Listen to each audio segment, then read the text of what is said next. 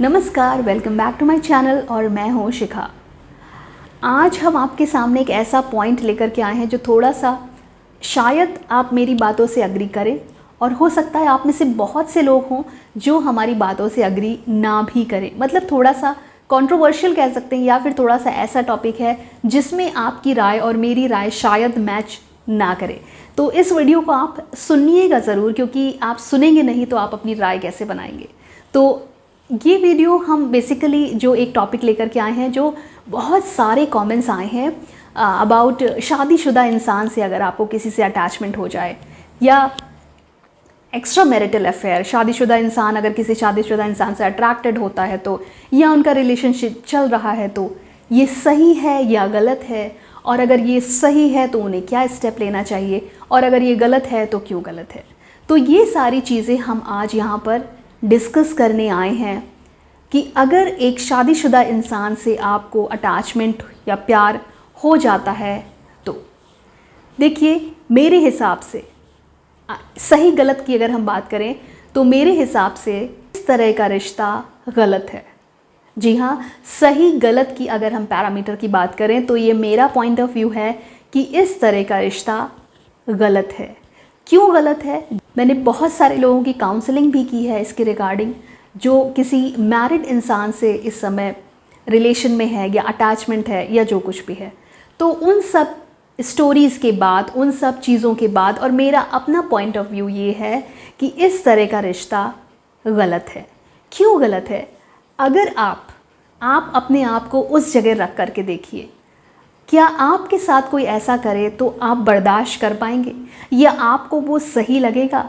मतलब अगर आपका पार्टनर किसी दूसरे के साथ रिलेशन रखता है या आपका पार्टनर किसी और के प्रति अट्रैक्टेड होता है तो क्या उस चीज़ को आप सही कहेंगे? अगर वो चीज़ आपके लिए सही नहीं है तो आपके करने पर, मतलब अगर आप वही चीज़ करते हैं तो वो सही कैसे हो सकती है? वो चीज़ एक डायरेक्शनल में कैसे सही हो सकती है और दूसरे पार्ट में कैसे गलत हो सकती है? तो जो गलत है वो गलत है, पहली चीज़। दूसरी चीज़ है, मुझे बहुत सारे ऐसे कमेंट आते हैं और जब काउंसलिंग के दौरान भी बहुत सारे लोगों को जब आप समझाने की, मतलब पूरा केस समझने के बाद हम कोई भी पॉइंट या कोई भी एक कंक्लूजन इंसान को देते हैं, सोल्यूशन देते हैं, तो वो सुनने के बाद बहुत सारे लोगों का पहला ऐसा कमेंट होता है, वो ये कहते हैं कि आप नहीं समझ पाओगे कितना पेन होता है या कितनी उलझन होती है या मैं किस स्थिति में हूँ। देखिए, हम सब समझ रहे हैं क्योंकि हम आपके जैसे लोगों से डील कर रहे हैं। हमारे पास बहुत सारी ऐसी स्टोरीज़ आती हैं जो बहुत डिफरेंट हैं और आपकी स्टोरी से बहुत ज़्यादा डिफरेंट है। उनको हमने सल्यूशन भी दिया है और आज की डेट में वो अपनी परिवार के साथ बहुत खुश हैं।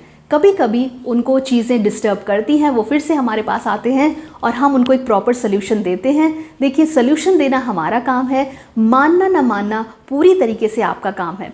लेकिन हाँ, कुछ लोग ऐसे हैं जब भी उनको डिस्टर्बेंस होता है या उनका मन इधर उधर होता है तो वो आकर के फिर से हमारे पास आते हैं और हमें फिर से अपनी प्रॉब्लम बताते हैं और हम उनका सल्यूशन ज़रूर करते हैं। तो बात ये हुई जहाँ इंसान कहता है कि हर किसी को ये समझ में नहीं आएगा। जो भी इंसान इस तरीके के रिश्ते में होता है, असल में वो ये चीज़ खुद जानता है कि ये चीज़ सही नहीं है, बट जानकर भी वो इस कुएं में कूदता है क्योंकि शायद अंदर ही अंदर एक चीज़ वो खुद को समझाने में लगा होता है कि नहीं भाई, ये तो प्यार तो किसी भी उम्र में हो सकता है, किसी से भी हो सकता है। बिल्कुल ठीक बात है, किसी से भी हो सकता है, कभी भी हो सकता है, मैं इस बात से इनकार नहीं करती। बट आप ये सोच करके देखिए, जिस रिश्ते में आप गए हैं उस रिश्ते में अगर आप किसी मैरिड इंसान के साथ आप अट्रैक्टेड हैं या आपका रिलेशनशिप है, आप एक और इंसान, वो उस इंसान की पत्नी हो सकती है या अगर आप किसी लेडी के साथ रिलेशन में हैं उसका हस्बैंड हो सकता है।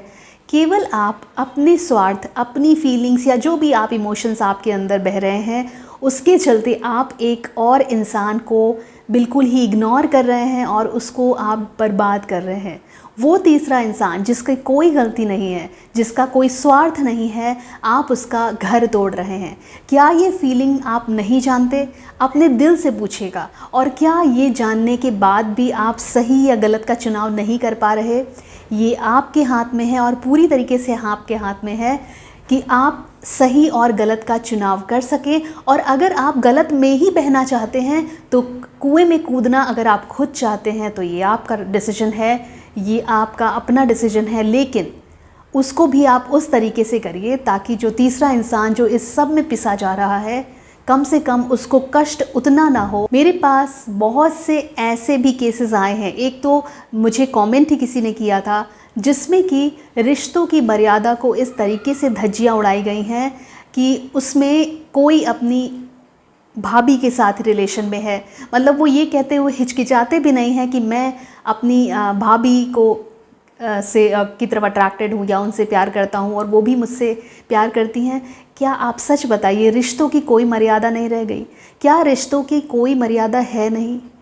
प्यार एक ऐसा पवित्र शब्द है जिसे बोलने से पहले ना जाने कितनी फीलिंग्स, कितने इमोशंस आपकी रग रग में और आपके दिमाग और दिल में बहते हैं, तब जाके ये एक शब्द सार्थक होता है। ये बहुत बड़ी चीज़ है, इसे आप फील कर ही नहीं सकते अगर आप रिश्तों की मर्यादा नहीं समझते। एक तो हमने आपको बताया, कमेंट में भी बहुत सारे लोग, और इनफैक्ट कुछ लोग तो कई बार कमेंट कर चुके हैं। इसके अलावा ऑफलाइन भी ऐसे बहुत से केसेस आते हैं जो इस तरीके की परेशानी, इस तरह का केस लेकर के आते हैं और हम उनको जितना समझा सकते हैं या सल्यूशन देते हैं, कुछ लोग बहुत अच्छा समझते हैं, वहीं कुछ लोग को शायद ये चीज़ें समझ में आकर के भी नहीं समझ में आती और वो ना साथ रह पाते हैं ना अलग हो पाते हैं और इस कश्मकश में अपना पूरा जीवन निकाल देते हैं और बर्बाद कर देते हैं। अब एक बहुत इम्पॉर्टेंट बात है, इस तरीके का रिश्ते का फ्यूचर 95% नहीं होता। There is no future in such type of bonding, in such type of relations.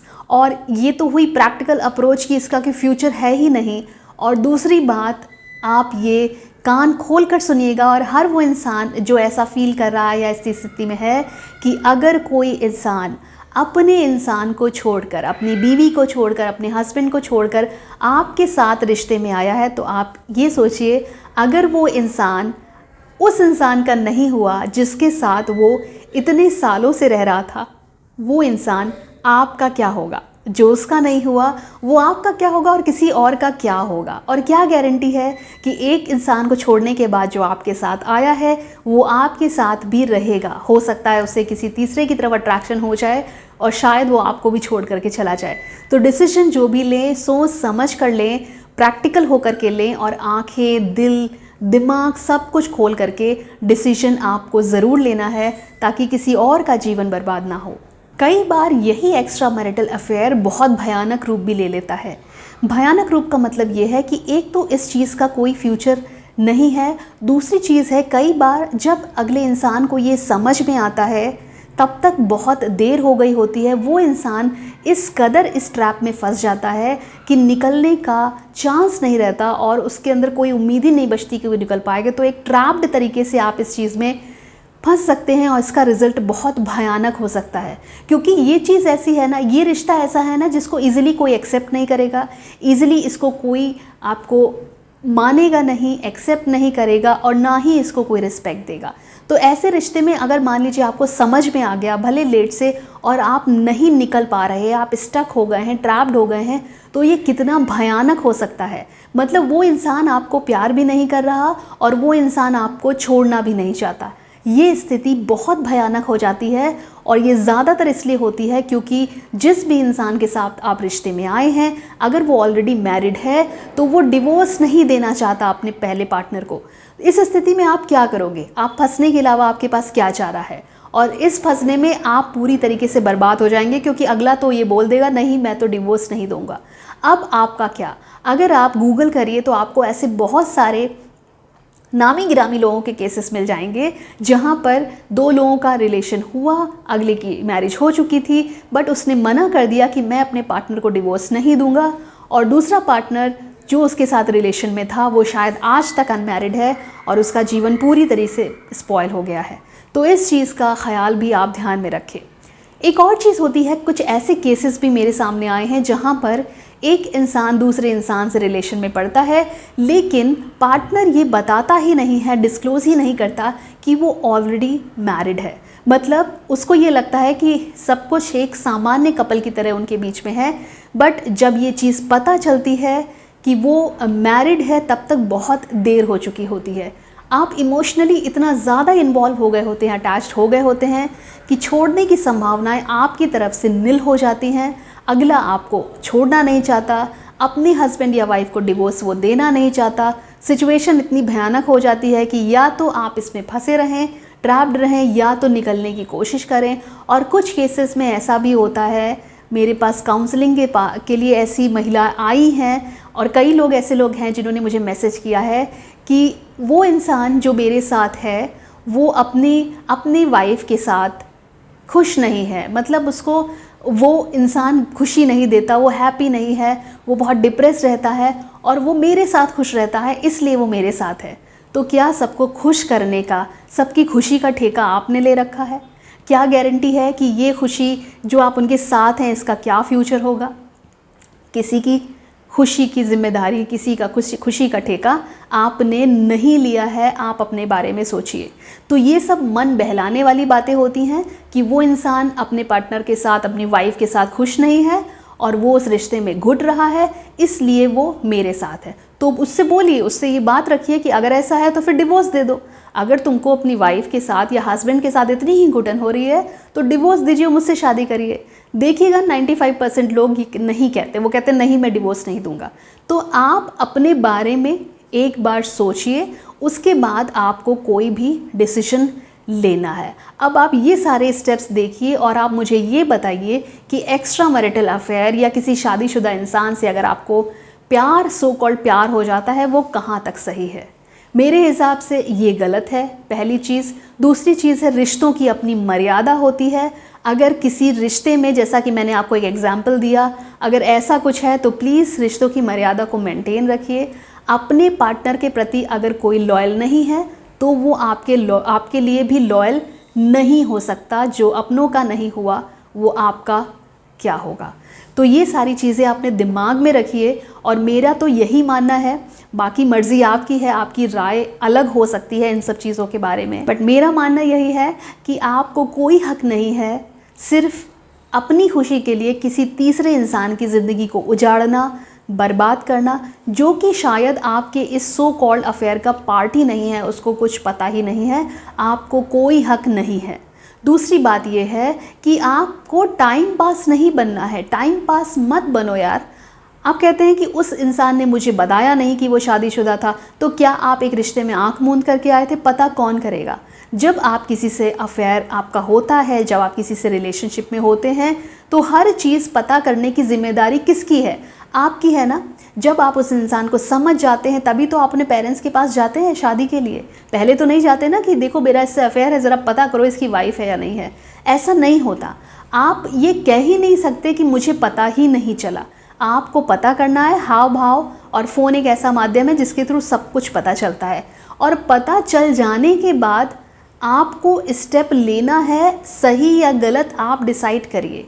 Okay, तो ये सारी चीज़ें दिमाग में रखने के बाद आप ये डिसाइड करिए कि क्या सही है, क्या गलत है। बट ये ज़रूर दिमाग में रखिएगा कि आपको किसी का टाइम पास नहीं बनना है, किसी की ज़िंदगी नहीं उजाड़नी है, और आपको सही डिसीजन सही मौके पर सही टाइम पर लेना है और ख़ुद को भी बर्बाद नहीं करना है।